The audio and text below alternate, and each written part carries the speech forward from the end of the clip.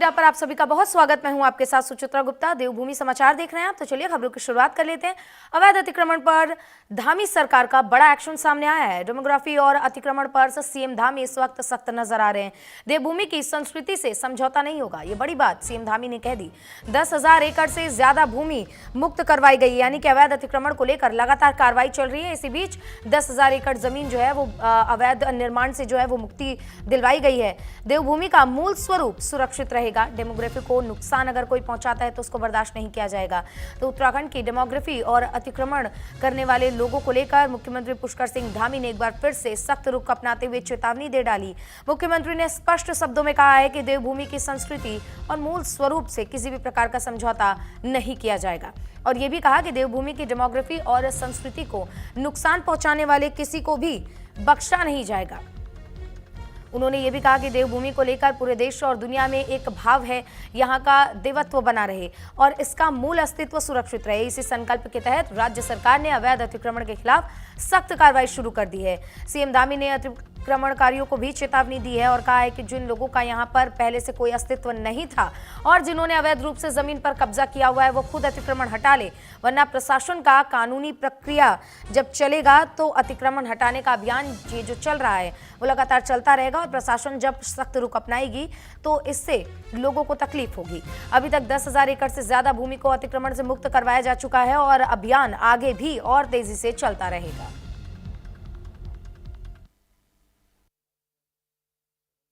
देवभूमि का देवत्व बना रहना चाहिए, यहाँ का मूल अस्तित्व समाप्त नहीं होना चाहिए। उसको लेकर हमने कानूनी रूप से सभी जो भी इस प्रकार का अतिक्रमण करने वाले हैं, जिनका यहाँ पर पहले कोई नामो निशान नहीं था, कोई अस्तित्व नहीं था, जिन्होंने अतिक्रमण किया है वो अतिक्रमण स्वयं हटा लें, अन्यथा जो व्यवस्था है उसकी व्यवस्था के तहत अतिक्रमण हटाने का अभियान चल रहा है और अभी तक 10,000 एकड़ से अधिक जमीनें अतिक्रमण से मुक्त कराई गई हैं। आगे ये अभियान हमारा और तेजी से चलने वाला है। तो वहीं जन जन के द्वार अभियान से धामी सरकार गांव तक ग्रामीण इलाकों में पहुंच रही है और 28 विभाग एक साथ कैंप लगा रहे हैं। प्रमाण पत्रों से शिकायत तक सबका समाधान शासन सीधे जनता के द्वार पर कर रही है। पुष्कर सिंह धामी दूर दराज इलाकों में ये बोलते हुए नजर आए कि दूर दराज इलाकों में योजनाओं का लाभ मिलेगा और जो आमजन यहाँ पर गांव में रहते हैं, जो मुख्य धारा से थोड़े से दूर भी हैं, उन तक भी ये योजना पहुंचनी चाहिए। इसीलिए ये अभियान जो है वो चलाया गया है। जिला मुख्यालयों के चक्कर से अब राहत मिलेगी लोगों को। न्याय पंचायत स्तर पर भी ये प्रशासनिक कैंप लगेंगे और इस कैंप से लोगों को काफ़ी सहूलियत होगी। उत्तराखंड सरकार ने इन दिनों जन जन की सरकार जन जन के द्वार अभियान के तहत आम लोगों तक सरकारी सेवाएं पहुंचाने की दिशा में एक बहुत बड़ा कदम उठाया है। इस अभियान के तहत राज्य के दूर दराज और ग्रामीण इलाकों में 28 विभागों के एक साथ कैंप लगाए गए हैं। मुख्यमंत्री पुष्कर सिंह धामी ने इसको लेकर कहा है कि इस पहल का उद्देश्य लोगों को सरकारी कामों के लिए जिला मुख्यालयों और कार्यालयों के चक्कर लगाने से राहत दिलाना है। मुख्यमंत्री पुष्कर सिंह धामी ने आगे कहा कि पहले दूरस्थ क्षेत्रों के लोगों को अपने छोटे छोटे कामों के लिए भी जिला मुख्यालय आना पड़ता था, जिसमें समय, पैसा और संसाधन तीनों की बर्बादी होती थी। इसी से परेशानी को देखते हुए सरकार ने यह फैसला लिया है कि हर न्याय पंचायत स्तर पर सभी 28 प्रशासनिक विभाग एक ही स्थान पर कैंप लगाएंगे। इन कैंपों में प्रमाण पत्र बनवाने से लेकर कई जन कल्याणकारी योजनाओं का लाभ मिल सकेगा। विकास कार्यों से जुड़ी शिकायतें इसमें प्राप्त की जा सकेंगी और कई प्रशासनिक समस्याओं को वही सुना जाएगा और तुरंत उनका समाधान किया जाएगा। सरकार का यह भी दावा है कि इससे शासन सीधे जनता के द्वार पहुंचेगा और लोगों को तुरंत इससे राहत भी मिलेगी।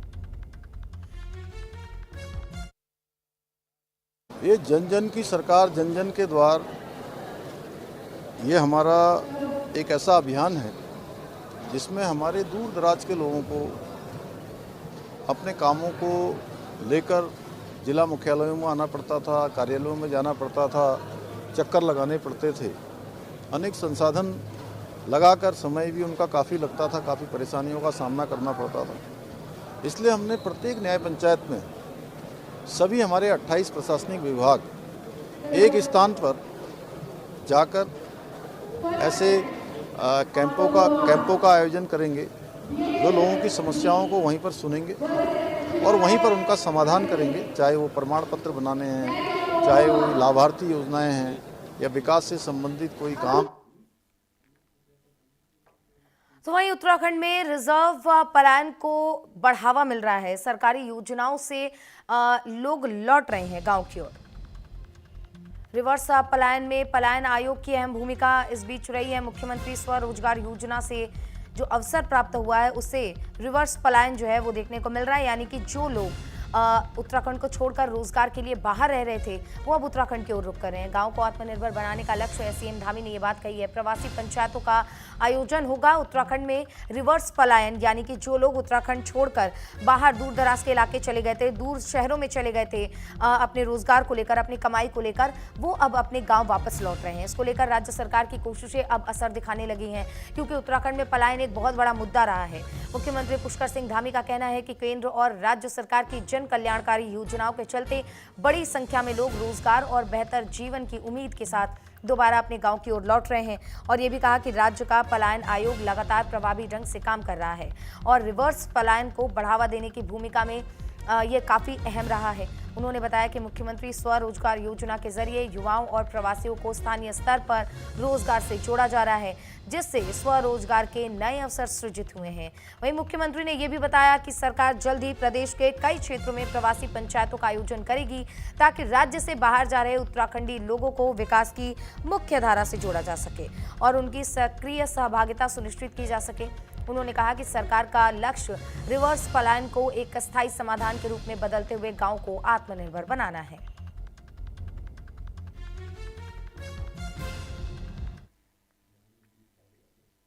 तो वहीं देखिए, उत्तराखंड में नए साल के आगमन को लेकर पर्यटकों की आमाद जो है वो बढ़ने लगी है, यानी कि भीड़ जो है वो प्रदेश में बढ़ने लगी है। इसी को देखते हुए राज्य सरकार ने सभी प्रमुख पर्यटक स्थलों पर व्यवस्थाओं को दुरुस्त करने के निर्देश दिए हैं, क्योंकि ठंड के मौसम को ध्यान में रखते हुए सुरक्षा, आवास, मूलभूत सुविधाएं, क्योंकि ज्यादा ठंड है ऐसे में अलाव जलाना ताकि लोगों को ठंडी से राहत मिल सके, इन तमाम चीजों को लेकर प्रशासन को पूरी तरीके से अलर्ट मोड पर रख दिया गया है।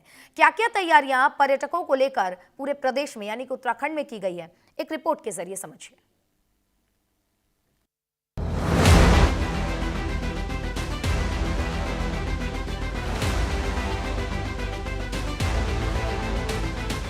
क्रिसमस और नए साल की सेलिब्रेशन को लेकर उत्तराखंड में पर्यटक कई पर्यटन स्थलों पर जाते हैं। ऐसे में पर्यटकों को कोई भी असुविधा न हो, इसको लेकर सरकार ने तैयारियां की है, जिसको लेकर मुख्यमंत्री पुष्कर सिंह धामी ने कहा कि नए साल के अवसर पर राज्य में बड़ी संख्या में पर्यटक पहुंचते हैं। ऐसे में सभी जरूरत तैयारियां पहले से ही पूरी कर ली गई है।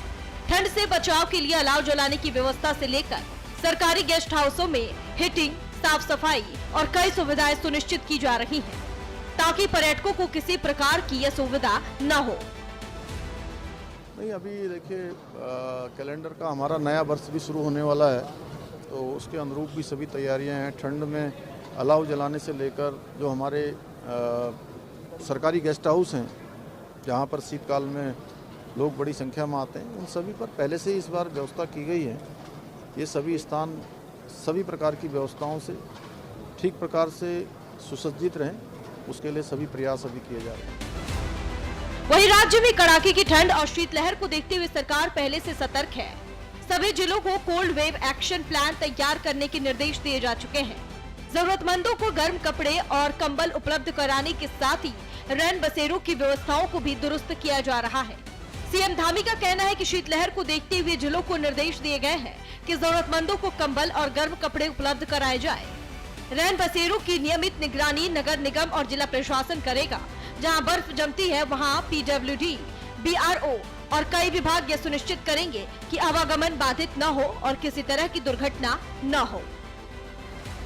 शहर को लेकर क्योंकि गरीब लोगों को जो कपड़े दिए जाने हैं, कंबल दिए जाने हैं या अलाव जलाए जाने हैं, उन सभी की व्यवस्था के लिए कहा है। जो हमारे रैन बसेरा इत्यादि हैं, उन स्थानों को ठीक प्रकार से हमारे नगर निगम के लोग, जिला प्रशासन के लोग ठीक प्रकार से देखेंगे। और सड़कें जहां बर्फ़ जम जाती है, उन स्थानों पर भी पीडब्ल्यूडी और अन्य विभाग जो हमारे बीआरओ हैं या अन्य इस क्षेत्र में काम करने वाले विभाग हैं, सभी विशेष रूप से देखेंगे कि आवागमन लोगों का आसानी से होता रहे, कोई दुर्घटना इत्यादि न। सरकार का दावा है कि नए साल की जश्न और शीतलहर दोनों को ध्यान में रखते हुए राज्य भर में प्रशासन पूरी तरह मुस्तैद है, ताकि पर्यटकों और स्थानीय लोगों की सुरक्षा सुनिश्चित की जा सके। देखने वाली बात ये होगी कि नए साल के जश्न और शीतलहर में सरकार की ओर से की गई तैयारियां कितनी कारगर साबित होती हैं। वहीं उत्तराखंड के वन जीव पर्यटन से जुड़ी इस वक्त की एक बड़ी खबर सामने आ रही है, जहां करीब 7 साल बाद कॉर्बेट टाइगर रिजर्व में हाथी सफारी फिर से शुरू कर दी गई है। नवंबर 2025 से शुरू हुई ये सफारी अब नियंत्रित और सुरक्षित तरीके से लगातार चलाई जा रही है। आपको यहां बता देते हैं कि देखिए, उत्तराखंड में जो पर्यटक आते हैं वो लगातार इन तमाम चीजों को देखने के लिए काफी उत्सुक होते हैं। उत्तराखंड हाईकोर्ट ने साल 2018 में एक जनहित याचिका पर सुनवाई के बाद से हाथियों के व्यावसायिक उपयोग पर रोक लगा दी थी। कोर्ट का मानना था कि ये वन्यजीव संरक्षण अधिनियम 1972 और पशु क्रूरता निवारण अधिनियम 1960 का उल्लंघन है। इस फैसले के बाद से जिम कॉर्बेट और राजाजी नेशनल पार्क में हाथी सफारी पूरी तरीके से बंद कर दी गई थी, जिससे वन्यजीव पर्यटन को बड़ा झटका लगा। हालांकि साल 2019 में सुप्रीम कोर्ट ने हाई कोर्ट के फैसले पर से जो रोक है वो हटा दी। इसके साथ ही हाथी सफारी को बहाल करने की प्रक्रिया शुरू कर दी गई थी। वहीं अब नवंबर 2025 से करीब 7 साल बाद कॉर्बेट टाइगर रिजर्व में हाथी सफारी दोबारा से शुरू कर दी गई, जिसकी ये तस्वीरें भी सामने आई। पर्यटकों और वन्यजीव प्रेमियों में खासा उत्साह देखने को मिल रहा है। हाथी सफारी के लिए भारतीय पर्यटकों के लिए 1000 और विदेशी पर्यटकों के लिए 3000 रुपए की जो फी है, यानी कि धनराशि है, वो कंफर्म की गई है।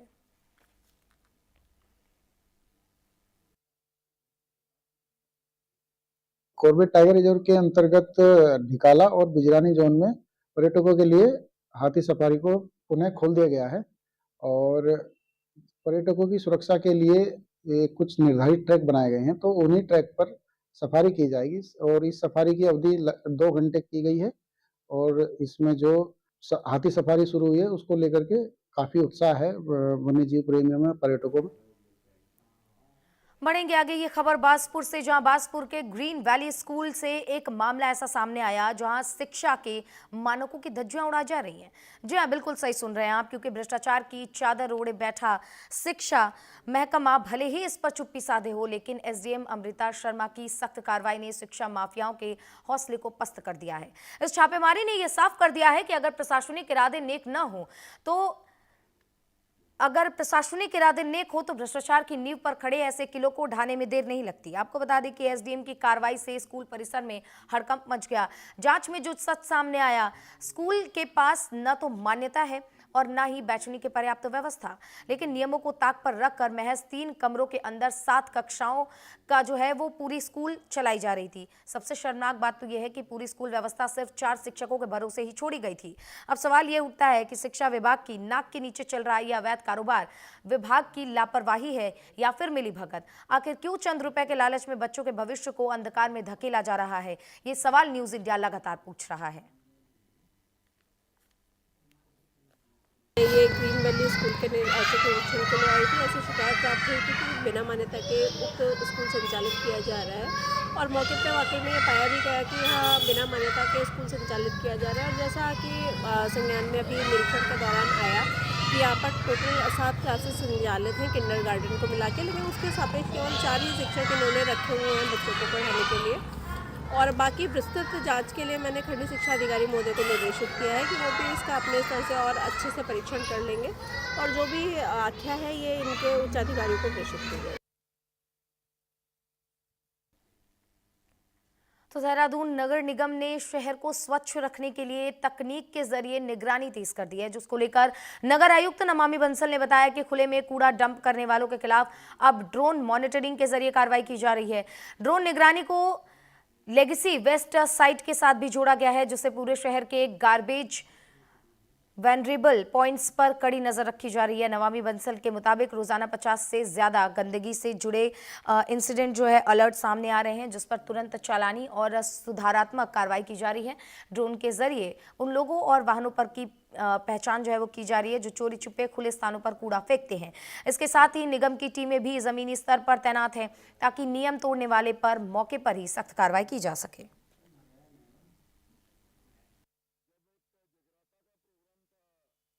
हमारे डेली के अराउंड 50 के अबव इंसिडेंट अलर्ट्स रेज हो रहे हैं और उसमें लगातार चालानी कार्रवाई या फिर उसके लिए करेक्टिव मेजर्स भी लिए जा रहे हैं। जो हमारी ड्रोन मॉनिटरिंग है उसको अब हमने लेगेसी वेस्ट साइट से भी इंटीग्रेट किया है और जितने भी हमारे जीवीपीज हैं जिनके लिए लगातार शिकायतें आती रहती हैं कि खुले में कूड़ा पड़ने के लिए व्यवस्था बननी चाहिए, उसकी मॉनिटरिंग सघन रूप से की जा रही है कि किन लोगों के द्वारा, किन वाहनों के द्वारा वहां पर कूड़ा डंप किया जा रहा है, और लगातार ग्राउंड पर भी टीम्स तैनात की गई हैं ताकि वो त्वरित उन पर कार्रवाई। मुंशियारी में ग्राम प्रधान संदीप धामी के नेतृत्व में मदकोट बाईपास मोटर मार्ग की बदहाली को लेकर ग्रामीणों ने प्रदर्शन किया, जहां ग्रामीणों ने 22 किलोमीटर दूर एसडीएम कार्यालय पहुंचकर ज्ञापन सौंपा। आपको यहां बता देते हैं कि मुंशियारी से लगभग 22 किलोमीटर दूर स्थित मदकोट बाईपास मोटर मार्ग की स्थिति बहुत ही खराब बनी हुई है। मार्ग की हालत को देखते हुए आक्रोशित स्थानीय लोगों ने ग्राम प्रधान संदीप धामी के नेतृत्व में उप जिलाधिकारी कार्यालय पहुंचकर ज्ञापन सौंपा है और ग्रामीणों ने जल्दी सड़क को ठीक कराने की मांग करते हुए ये चेतावनी भी डाली कि अगर समय रहते कार्रवाई नहीं हुई तो आंदोलन करने को ग्रामीण मजबूर होंगे।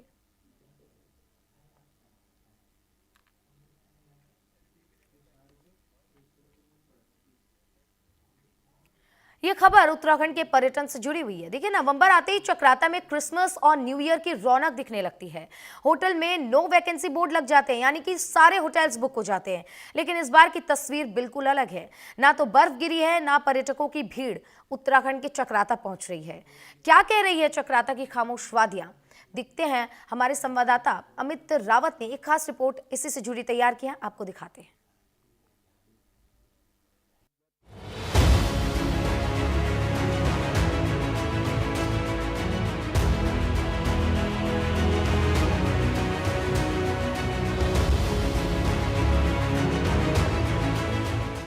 मशहूर पर्यटन स्थल चक्राता, जहां की नेचुरल ब्यूटी और सर्दियों की बर्फबारी देश भर के सैलानियों को अपनी ओर खींच लेती है।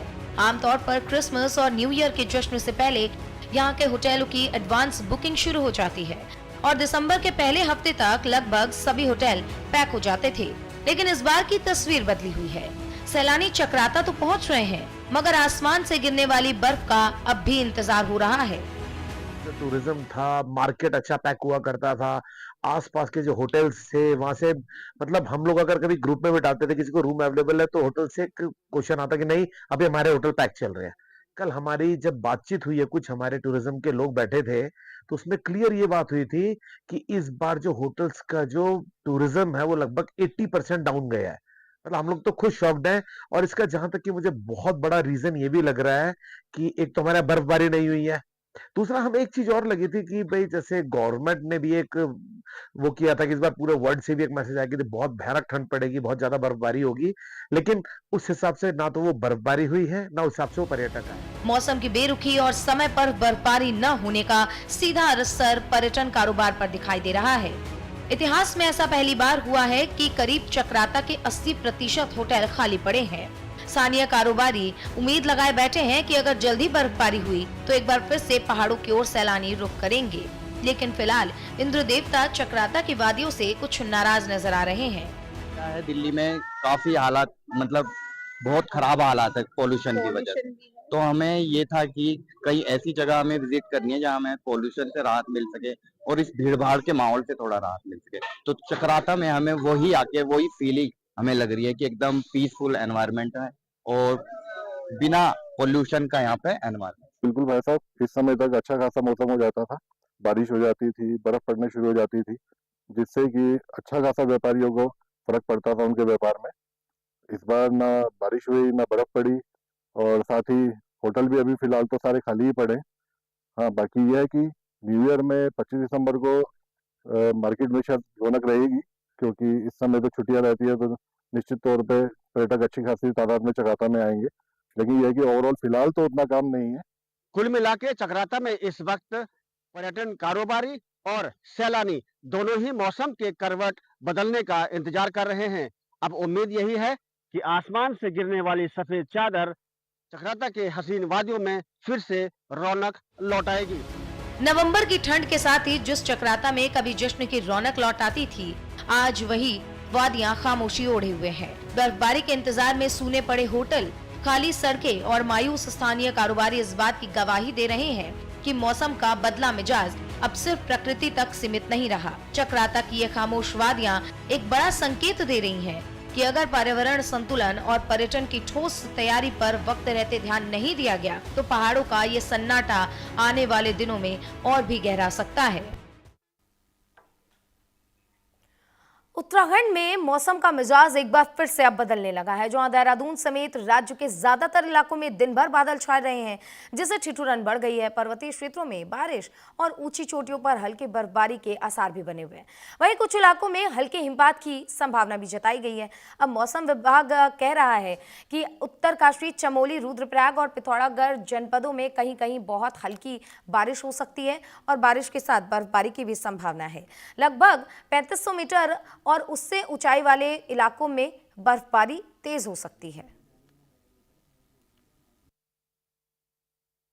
उत्तराखंड में एक बार फिर मौसम का मिजाज बदल चुका है। पर्वतीय क्षेत्रों में 3500 मीटर से अधिक की ऊंचाई वाले क्षेत्रों में खासतौर पर मौसम विभाग ने बर्फबारी की संभावना जताई है। इसके साथ ही चाहे मैदानी इलाकों की बात कर ली जाए या फिर पर्वतीय जिलों की बात कर ली जाए, तो वहां पर जो है बारिश की जो है मौसम विभाग ने संभावना जताई है। मौसम विभाग के पूर्वानुमान के मुताबिक 20, 21 और 22 को जो है हल्की बारिश और बर्फबारी की संभावना थी। और मौसम विभाग का साफ तौर पर यह कहना भी था कि जब पश्चिमी विक्षोभ खासतौर पर उत्तराखंड में सक्रिय होगा तो यहाँ पर बारिश और बर्फबारी की संभावना होगी। ऐसे में बात कर ली जाए मैदानी क्षेत्रों की खासतौर पर, तो मैदानी क्षेत्रों में घना कोहरा छाया हुआ है। वहीं पर्वतीय क्षेत्रों की बात कर ली जाए तो पर्वतीय क्षेत्रों में भी कई ऐसी जगह हैं जहां पर कोहरा छाया हुआ है। वहीं इस वक्त हम राजधानी देहरादून में मौजूद हैं और राजधानी देहरादून में भी लगातार जो है देर रात से जो है कोहरा बना हुआ है। ये खबर अल्मोड़ा से, जहां नगर निगम के पर्यावरण मित्रों ने अपनी मांगों पर कोई सकारात्मक कार्रवाई न होने के खिलाफ प्रदर्शन करके जुलूस निकाला। जहां पर्यावरण मित्रों की मांग है कि सफाई कर्मचारियों को नियमित किया जाए और इसके साथ ही नगर निगम के संविदा कर्मियों के लिए एक अलग शासनादेश निकाला जाए, जिसमें 10 साल सेवा के लिए साल 2025 तक की सीमा रखी जाएगी। इसके अलावा मृतक आश्रितों को तुरंत नियुक्ति देने की कार्रवाई की जाएगी। वहीं कर्मचारियों ने यह भी कहा है कि अगर उनकी मांगों पर जल्द कार्रवाई नहीं की गई तो नगर निगम में जो पर्यावरण मित्र हैं वो चरणबद्ध तरीके से आंदोलन करने को मजबूर होंगे। पहली बात तो विगत दिनों 2022 से हम लगातार आंदोलन कर रहे हैं। माननीय मुख्यमंत्री जी से हम लगातार 7-8 बार मिल चुके हैं। निकाय कर्मचारियों की जो कि आउटसोर्सिंग में भर्ती की जा रही है, हमारी मांग है कि उनको नियमित रूप से संविदा या दैनिक वेतन पर उनको रखा जाए। और वर्तमान में सरकार के द्वारा जो ये एक आदेश जारी हुआ है 5 दिसंबर 2025 को जो अधिसूचना जारी हुई है कि 10 वर्ष की जो सेवा 2018 तक पूरी की करेगा कर्मचारी, उसको नियमित 2025 को जो सरकार ने शासनादेश जारी किया है उसमें निकाय कर्मचारी जो हमारे हैं वो उसमें उस दायरे में नहीं आ पा रहे हैं। हमारा सरकार से ये अनुरोध है कि कम से कम उसको सन 2025 या 24 या 25 किया जाए। जो हमारे सफाई कर्मचारी हैं, जो पर्यावरण मित्र हैं, वो भी उस दायरे में आ सकें। और हमारे निकायों में जो भी चाहे वो सफाई नायक के पद हों, उनको भी यहाँ पर ही जैसे पहले पूर्व की भांति भरा जाता था वही किया जाए। तो वहीं उत्तराखंड में बढ़ते मानव वन जीव संघर्ष को लेकर मुख्यमंत्री पुष्कर सिंह धामी ने सरकार की ठोस कार्य योजना सामने रखी है। मुख्यमंत्री ने माना है कि हाथी, गुलदार, भालू, नीलगाय, बंदर जैसे वन जीवों के हमले से आम जनजीवन अब प्रभावित हो रहा है। सरकार ने इस एक्शन प्लान पर कांग्रेस के पूर्व प्रदेश अध्यक्ष करण मारा ने सवाल खड़े कर दिए। करण मारा का कहना है कि केवल योजनाओं के ऐलान और अधिकारियों को निर्देश देने से मानव वन्यजीव संघर्ष की समस्या का समाधान नहीं होगा। उनकी ये भी मांग है कि वन्यजीवों के उग्र व्यवहार के कारण पर विशेषज्ञों और वैज्ञानिकों से गहन रिसर्च करवाई जाए और ठोस दीर्घकालीन नीति बनाई जाए, यानी कि एक दूरदर्शी नीति बनाई जाए जिससे लोगों को भी इसका फायदा मिल सके। मारा ने यह भी कहा है कि इस मुद्दे पर विधानसभा में विशेष सत्र बुलाकर व्यापक चर्चा भी होनी चाहिए। अधिकारी कर्मचारियों को समय समय पे ऐसे निर्देश दे जाते हैं, लेकिन मुख्यमंत्री को ये होना चाहिए उसके कारण क्या है उसके ऊपर रिसर्च करानी चाहिए। उसके ऊपर ये होना चाहिए कि हम कौन से ऐसे एहतियात कदम उठाएं जिससे वन्य जीव और मनुष्यों के बीच का जो आपसी द्वंद्व हो वो समाप्त हो सके। जो जंगलों में रहने वाले जानवर वो क्यों इतने उद्वेलित हो रहे हैं, क्या उनको परेशानियां हैं, ये सरकार का काम है। केवल अधिकारियों को निर्देश देने से नहीं होगा। आपने क्या कोई ऐसी बहस रखी, एक विशेष सत्र बुलाते जिसमें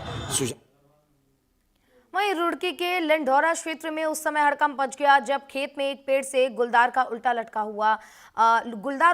हुआ मिला, जिसे देखकर ग्रामीणों में हड़कंप मच गया और देखते ही देखते मौके पर भारी भीड़ जमा हो गई।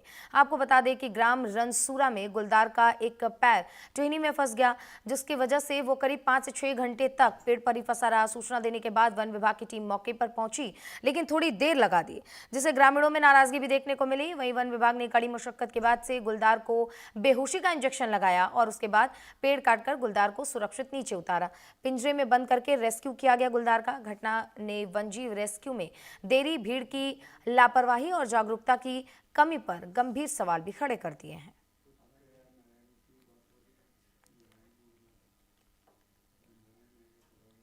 ये खबर उधम सिंह नगर के खटीमा से, जहां खटीमा में एसडीएम, तहसीलदार और कानूनगो ने ढाबों पर अवैध रूप से शराब पीने वाले लोगों पर और शराब पिलाने वालों पर शिकंजा कसते हुए ताबड़तोड़ कार्रवाई की। जो कार्रवाई आबकारी विभाग को करनी चाहिए थी, वो कार्रवाई खुद एसडीएम ने की। अवैध शराब बनाने की भट्टियां खुलेआम चल रही थी। सूचना देने के बावजूद आबकारी इंस्पेक्टर मूक दर्शक बने हुए थे। खबर ये भी पता चली कि खटीमा में रेलवे पटरियों के आसपास जो है अवैध कच्ची शराब खुलेआम बेची जा रही थी और अवैध स्मैक बेचने का काम भी जोर शोर से चल रहा था, जिस पर आबकारी विभाग का कोई रिएक्शन सामने नहीं आया और पूरा आबकारी विभाग हाथ पर हाथ धरे बैठा हुआ था। ऐसे में उन अधिकारियों और कर्मचारियों पर भी प्रभावी कार्रवाई होनी चाहिए जो इस तरीके से इन तमाम जो नशाखोर हैं उनको बढ़ावा दे रहे थे और मुखदर्शक बने सब कुछ देख रहे थे। स्मैक बेचने का काम जहां जोर शोर से चल रहा था, इस पर भी आबकारी विभाग की ओर से कोई कार्रवाई नहीं की गई, लेकिन एसडीएम ने तत्परता दिखाते हुए कार्रवाई की है। तो धामी सरकार ने पहले से ही ये बात कही हुई कि उत्तराखंड को नशा मुक्त बनाना है और इसी को देखते हुए लगातार निर्देश भी दिए जा रहे हैं कि उत्तराखंड को जल्दी नशा मुक्त किया जा सके। इसीलिए ऐसे अभियान भी चलाए जा रहे हैं। इन्हीं खबरों के बीच में एक छोटे से ब्रेक के लिए रुकेंगे, आप कहीं मत जाइएगा।